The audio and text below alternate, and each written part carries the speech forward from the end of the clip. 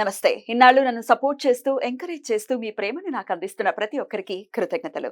అలాగే ఈ వీడియో కూడా ఖచ్చితంగా మీకు ఉపయోగపడుతుంది. లైక్, షేర్ అండ్ సబ్స్క్రైబ్ చేసి మీ సపోర్ట్‌ని నాకు అందించండి. అలాగే ఈ వీడియో పట్ల మీకున్న అభిప్రాయాన్ని కామెంట్ సెక్షన్‌లో కామెంట్ చేసి తెలియజేయండి. ఇప్పుడు వీడియోని చూద్దాం. అందరికీ నమస్కారం. Welcome to our channel. నేను పద్మిని. ముందుగా ప్రేక్షకులకి శ్రీ క్రోధి నామ సంవత్సర ఉగాది శుభాకాంక్షలు.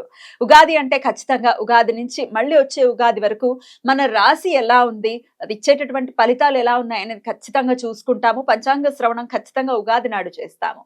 అయితే ఈ సంవత్సరం కాలం పాటు కూడా ఈ క్రోధి నామ సంవత్సరం ద్వాదశ రాశులకి ఎలాంటి ఫలితాలను ఇవ్వబోతోందో మనకు తెలియచేయడానికి మనతో పాటు సిద్ధంగా ఉన్నారు వైదిక ఆస్ట్రాలజర్ అవినాష్ దాస్ గారు. మాట్లాడదాం. అవినాష్ గారు నమస్తే అండి. నమస్తే అండి. ఓం నమ శివాయ. ఓం నమో వెంకటేశాయ. ముందుగా మీకు ఉగాది శుభాకాంక్షలు. థ్యాంక్ యూ అండి. Thank you so much. Right. ఏంటి మీరు డిఫరెంట్ గా వేశారు ఇది? ఇది నార్త్ స్టైల్ అండి. కొంచెం మన ప్రేక్షకులు ఈజీగా అర్థం అవడానికి ఏ కన్ఫ్యూజన్ లేకుండా. రైట్. నార్త్ లో ఇలా వేస్తారు, మీరు ఈ స్టైల్లోనే చూస్తారా? అవునండి, ఈ స్టైల్లో చూస్తాను, సౌత్ లో చూస్తాను, నాకు అన్ని అర్థమవుతాయండి. ఇది ప్రేక్షకులు కొంచెం ఈజీగా అర్థమవుతుంది. లగ్నం మారదు, ఎప్పుడు లగ్నం ఓన్లీ ఇది ఈ ఇంట్లో పైన ఇల్లు అయితే ఉందో అదే లగ్నం. సో ఈజీగా అర్థమవుతుంది. సో ఈ క్రోధి నామ సంవత్సరం ఎలా ఉండబోతోంది, దేశకాలమాన పరిస్థితులు ఎలా ఉండబోతున్నాయి, ఎవరి చేత పాలింపబడుతున్నాం ఈ సంవత్సరం ఇత్యాది విషయాలు, అలాగే ద్వాదశ రాశి ఫలాలు కూడా మీ ద్వారా. ఈ సంవత్సరం ఎలా ఉండబోతుంది ముందు అది చెప్తానండి. ఈ సంవత్సరం రాజు అధిపతి కుజుడు కుజుడు చేత పాలించబడతాడు. కాబట్టి కుజుడు చేత రీఫార్మ్స్ ఉంటాయి. అది కాకుండా మన భారతదేశానికి ఈసారి ఏప్రిల్ 25న కుజ దశ మొదలవుతుంది. కాబట్టి కుజ దశ ఇంప్లికేషన్స్ ఉంటాయి. కుజ దశ ఇంప్లికేషన్స్ ఏంటంటే, ఫస్ట్ రియల్ ఎస్టేట్లో రెగ్యులేషన్ జరుగుతుంది. ఇప్పుడు దాకా మనం చూసాము, అడ్వాన్స్ ఇస్తాము, తర్వాత మన చేతికి ఫ్లాట్ రాదు. అవన్నీ ఇప్పటి నుంచి ఉండవు. చాలా జాగ్రత్తగా ప్రతిదీ రెగ్యులేషన్తో జరుగుతుంది. మన మినిమం ఒక గ్యారంటీ ఉంటుంది, మీ ఫ్లాట్ మీ చేతిలోకి వస్తుంది. గవర్నమెంట్ చేతిలోకి రియల్ ఎస్టేట్ని తీసుకోబోతుంది. ఒకటి ల్యాండ్, సెకండ్ అగ్రికల్చర్లో కూడా ఎంఎస్పి ప్రైస్ ఏదైతే ఉందో అది కూడా గవర్నమెంట్ ఫిక్స్ చేసి కంట్రోల్లో పెట్టి రెగ్యులేషన్ చేస్తుంది. సో అగ్రికల్చర్ గవర్నమెంట్ చేతిలోకి వెళ్తుంది, రియల్ ఎస్టేట్ గవర్నమెంట్ చేతిలోకి వెళ్తుంది. ఆర్మీ చాలా స్ట్రాంగ్ అవుతుంది. ఆర్మీ అనేది కుజుడితో కంట్రోల్ అవుతుంది కాబట్టి ఆర్మీ కూడా చాలా స్ట్రాంగ్ రూలర్షిప్ ఉంటుంది ఈ సంవత్సరం. అది కాకుండా ఈసారి భారతదేశం హిందూ రాష్ట్రం అయి తీరుతుంది. ఇది కంపల్సరీ, దీన్ని ఎవరు ఆపలేరు. భారతదేశం హిందూ రాష్ట్రం అవ్వటం ఏమిటి? ఈసారి కుజుడు ఉన్నాడు అధిపతి కాబట్టి సనాతన ధర్మం ఒక విశిష్టత మొత్తం భారతదేశం ఉంటుంది. అంటే ఆధిపత్యం ఖచ్చితంగా ఎలాగో ఉంది, ఎందుకంటే మనం మెజారిటీ హైందవులే ఉన్నారు కాబట్టి హైందవం చాలా అద్భుతంగా ముందుకు వెళ్తుంది అని చెప్తూ. హైందవం చాలా అద్భుతంగా ముందుకు వెళ్తుంది. కొన్ని మత ఘర్షణలు కూడా జరుగుతాయి. ఇంకో పాయింట్ చాలా ఇంపార్టెంట్, ట్రాఫిక్ రూల్స్ మారబోతున్నాయి. చాలా సీరియస్ గా ట్రాఫిక్ రూల్స్ ఇంప్లిమెంట్ చేయబోతున్నారు. ఇప్పుడు లాగా ట్రాఫిక్ రూల్స్ ఉండవు, హైవే మీద యాక్సిడెంట్స్ ఉండవు. చాలా నీట్ గా కంట్రోల్ చేస్తారు. మొత్తం రోడ్డు మీద మీరు రాంగ్ రూట్ వెళ్ళినా ఫైన్ భారీగా వేస్తారు. హెల్మెట్ లేకపోయినా రూల్స్ అన్ని మారబోతున్నాయి. దుబాయ్ లో ట్రాఫిక్ కంట్రోల్ ఎంత సీరియస్ గా ఉంటది, ఇక్కడ ట్రాఫిక్ అంత సీరియస్ గా చేయబోతున్నారు. ల్యాండ్ రేట్స్ కూడా కొద్దిగా పెరిగే అవకాశం ఉంది.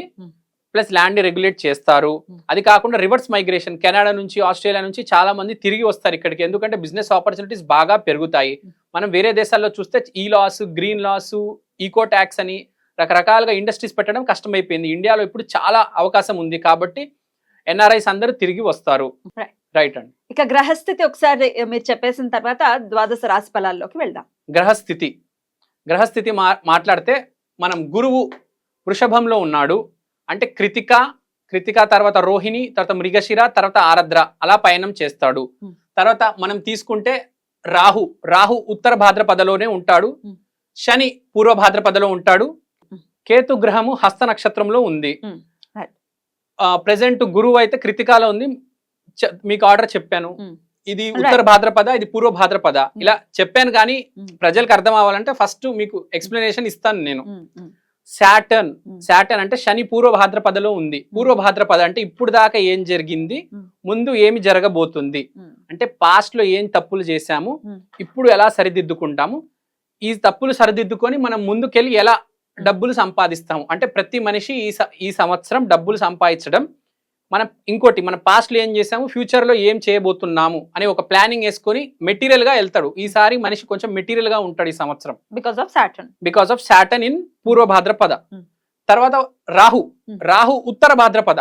ఉత్తర భాద్రపద అంటే ఏంటి, మెటీరియల్ నుంచి స్పిరిచువల్లోకి వెళ్ళడం. అరే ఇంత కష్టపడి నేను సంపాదించాను, ఎందుకు సంపాదించాను ఇదంతా, మా ఫ్యామిలీ మా పిల్లలు ఇదంతా ఓకే, కానీ నిజంగా నేను కష్టపడింది ఇంత, డస్ ఇట్ డిజర్వ్ దట్? నాకు కావాల్సింది ఏంటి, ఆ స్పిరిచువల్ లైఫ్, హ్యాపీగా ఉండడము, కూల్గా ఉండడము. సో ఆ మాయలో ఉంటాడు మనిషి, ఏమో కష్టపడుతూ ఉంటాడు, కానీ అంటే అంత కష్టపడతాడు శని. రాహు ఏమో మాయలో పెడతాడు అనమాట, ఆ స్పిరిచువాలిటీలో కూడా తీసుకెళ్ళిపోతాడు, అంటే బ్యాలెన్స్ చేపిస్తాడు జీవితాన్ని ఈ సంవత్సరం. కేతు ఎలాగో హస్త నక్షత్రంలోనే ఉన్నారు. కేతు హస్త నక్షత్రంలో ఉన్నాడంటే blessings. So blessings are very important for this year. ఈ సంవత్సరం బ్లెస్సింగ్స్ తీసుకొని వెళ్తే మనం చాలా మంచిది. ఓన్లీ కష్టపడితే కాదు, దాంతో పాటు బ్లెస్సింగ్స్ కూడా ఉండాలి. సో గురువు కృతిక నుంచి రోహిణి నుంచి మనం మృగశిర, తర్వాత ఆరద్ర. సో అలా ట్రావెల్ అవుతూ వెళ్తాడు. మీకు కృతిక గురించి స్టార్ ఆఫ్ ఫైర్, రోహిణి అంటే హ్యాపీనెస్. సో గురువు అనేది షిఫ్ట్ అవుతూ ఉంటది. సో ఒక్కొక్క నక్షత్రం వెళ్తూ కొద్దీ బేసిక్గా ఈ కృతిక, రోహిణి, మృగశిర, ఆరద్ర ఇది ఒక ఆర్డర్. బేసిక్ గా రోహిణికి వెళ్తున్నప్పుడు చాలా హ్యాపీగా ఫీల్ అవుతాడు, కొంచెం కంటెంట్ గా ఉంటాడు. మిగతా అన్ని మీకు తెలిసిన, ఇంకా మనం కష్టపడుతున్నాం కాబట్టి అది సపోర్ట్ చేస్తూ ఉంటది మనకు, కృతిక గాని, మృగశిర గాని, ఆరద్ర గాని. రైట్, ఇది గ్రహస్థితి. ఇప్పుడు ద్వాదశ రాశి ఫలాలు చూద్దామండి. మేష రాశి వారికి ఈ క్రోధినామ సంవత్సరం ఎలా ఉండబోతుంది అవినాష్ గారు? మేషరాశి వాళ్ళకండి ఈసారి గురువు వృషభ రాశిలో ఉన్నారు. అంటే మేలో గురువు వృషభ రాశిలో వస్తారు. మిగతా అన్ని యాజ్ ఇట్ ఈస్ ఉన్నాయి, ప్లానెట్స్ స్టేషనరీ దాని ప్లేస్ లో ఉన్నాయి. కొత్తగా గురువు రాబోతున్నారు. మేషరాశి స్వీట్స్ బాగా తింటారు, ఎందుకంటే గురువు నాలిక మీద వస్తున్నారు 2వ ఇంట్లో. సో స్వీట్స్ బాగా తింటారు, మెయిన్ గా yellow colour sweets, boondi laddu, Mysore Pak ఇవన్నీ తింటారు. ఇంకోటి, గురువు 2వ స్థానంలో వస్తున్నారు కాబట్టి గురువు చెక్ చేస్తారు మీ మాటని. ఈ సంవత్సరం అంతా మీరు గురువుల పట్ల నెగిటివ్ గా మాట్లాడకూడదు. మీరు గురువు పట్ల నెగిటివ్ గా మాట్లాడితే మీకు దోషం అంటుకుంటుంది. సో కుదిరినంత వరకు పాజిటివ్ గానే మాట్లాడండి, పాజిటివ్ గా మాట్లాడాలి. ఇంకోటి, మీరు ఇప్పుడు వరకు ఈ మాట దోషం అంటారు, మాట వల్ల కొన్ని తప్పు మాట్లాడితే దోషాలు అంటుకుంటాయి. సో మీరు ఈ మాట ఇప్పుడు దాకా ఏదైతే నెగిటివ్ మాట్లాడారో ఈ సంవత్సరం పాజిటివ్ మాట్లాడితే, పూర్వంలో కూడా మీరు ఏవైతే నెగిటివ్ మాట్లాడారో ఆ దోషాలన్నీ పోతాయి. ప్లస్ ఈ సంవత్సరం పాజిటివ్ మాట్లాడడం వల్ల ఈ సంవత్సరం కూడా బాగా కలిసి వస్తుంది, ఫ్యూచర్ కూడా చాలా బాగుంటుంది. ఇది ఒక మంచి అవకాశం గురు రాశి వాళ్ళకి, ఐ మీన్ మేషరాశి వాళ్ళకి. చాలా పాజిటివ్ గా మాట్లాడితే చాలా బాగుంటుంది. ప్లస్ ఇంకోటి, ఈసారి గురువు 2వ ఇంట్లో ఉండడం వల్ల ఫ్యామిలీ లైఫ్ అనేది చాలా వరకు ఇంప్రూవ్ అవుతుంది. ఫ్యామిలీ రిలేషన్స్ చాలా వరకు ఇంప్రూవ్ అవుతాయి.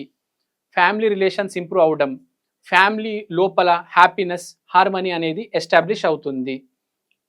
ఇంకోటి, ఈసారి మేషరాశి వాళ్ళకి బ్యాంక్ బ్యాలెన్స్ కూడా బాగా ఇంప్రూవ్ అవుతుంది. అక్యుములేటెడ్ వెల్త్ కూడా పుటప్ చేస్తారు. బ్యాంక్ బ్యాలెన్స్ పుటప్ చేస్తారు, అక్యుములేటెడ్ వెల్త్ కూడా పుటప్ చేస్తారు. సో డబుల్ బెనిఫిట్ వీళ్ళకి. ఫ్యామిలీ లైఫ్ ఇంప్రూవ్ అవుతుంది, బ్యాంక్ బ్యాలెన్స్ ఇంప్రూవ్ అవుతుంది, అక్యుములేటెడ్ వెల్త్ కూడా ఇంప్రూవ్ అవుతుంది. సో నాట్ ఓన్లీ దిస్, మనం నెగిటివ్ మాట్లాడడం ఇప్పుడు మాట్లాడుతున్నాం కదా, నెగిటివ్ మాట్లాడడం కాకుండా గాసిప్ కూడా చేయకూడదు, చాలా ఇంపార్టెంట్. ఫ్యామిలీ లోపల మనం మాట్లాడేది చాలా రెస్పెక్ట్ ఇచ్చుకుంటూ మాట్లాడాలి. ఓన్లీ మనకన్నా పెద్దవాళ్ళు, గురుస్థానంలో ఉన్న వాళ్ళకి రెస్పెక్ట్ ఇస్తున్నాము, అలానే మన ఫ్యామిలీలో ఎవరిని చులకనగా చూడకూడదు. వాళ్ళు పెద్దవాళ్ళు అవ్వచ్చు, చిన్నవాళ్ళు అవ్వచ్చు, వాళ్ళని బాగా చూసుకోవాలి, రెస్పెక్ట్గా మాట్లాడాలి. గురువు 2వ ఇంట్లో ఉన్నారు కాబట్టి, గురువే జీవితం కాబట్టి చాలా ప్రామినెంట్ ఈసారి మాట అనేది. వీళ్ళు మాట సరిగ్గా మాట్లాడితే ఈ సంవత్సరం మొత్తం చాలా హ్యాపీగా వెళ్తుంది. ఎక్కడైనా మాట నోరు జారితే ప్రాబ్లమ్స్ క్రియేట్ అవుతాయి. సో ఇది గుర్తు పెట్టుకోవాలి. ఇంకా మన శని ఉన్నారు, శని 11th హౌస్ లో ఉన్నారు కాబట్టి 11th house is of gains. So ఈసారి శని వల్ల గెయిన్స్ అన్ని కంట్రోల్లో పెట్టడం జరుగుతుంది. ఇప్పటి వరకు ఎవరైతే వ్యాపారస్తులు ఉన్నారో గెయిన్స్ ఫ్లక్చువేట్ అవుతూ ఉంటాయి, కింద మీద అవుతుంటాయి. వాళ్ళ గెయిన్స్ని కంట్రోల్లో పెడతారు.